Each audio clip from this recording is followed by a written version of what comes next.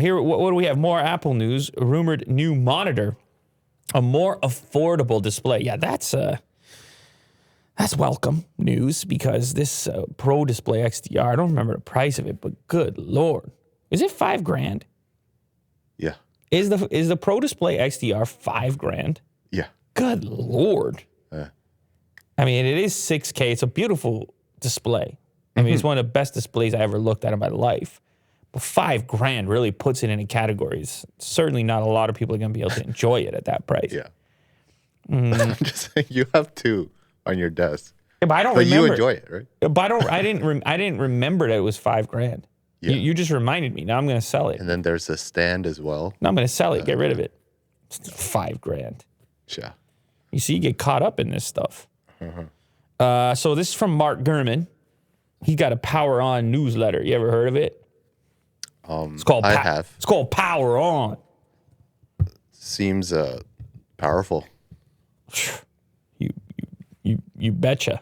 You betcha. Gurman's powering on. Power On newsletter. He said Apple's next external monitor is destined to be about half the price of the Pro Display XDR. Well, okay. I mean, that's an expensive display still. Half the price. Half of $5,000 is still $2,500. Well, do some math over here. Do you think it'll look different? You know how it had like the cheese grater look? You think they're just gonna keep that aesthetic? Yeah, you don't get no cheese grater for $2,500. You don't? No. Okay. You get just a straight slick back, just like the same thing as your MacBook. Ugh. No, that's all you get, man. Slick back. Let's see what he says over here. Gurman, he's hoping it launches in 2022. It's not super clear from his informed source. He said the cost of building the monitor, which uses LED backlight but not mini LED, has likely come down with a few tweaks and perhaps a slight drop in brightness. Okay. I mean, I don't know that I want to drop the brightness, but... and then they're working on a smaller 24 and 27-inch display along with a successor to the Pro Display XDR. I guess that stays in there.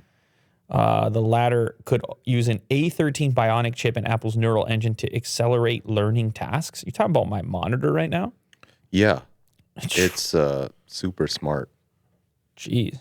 Relax. What? It's far beyond HDR. Claim for the current. Yeah. Ridiculed by display expert Vincent Teo. I saw that video. He compared to his Sony reference monitor. I don't know. It's a whole beef going on. I'm not. Listen, I'll back out of that game straight away because dudes like Vincent.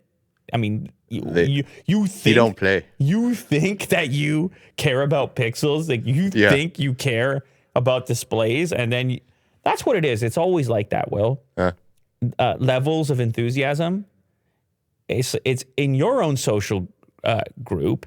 Your level of enthusiasm is absurd, but then you keep climbing the ladder, the staircase, and you bump into somebody like, oh God, I mean, I care about it, but good Lord, you've taken it to another place, sir. The peak.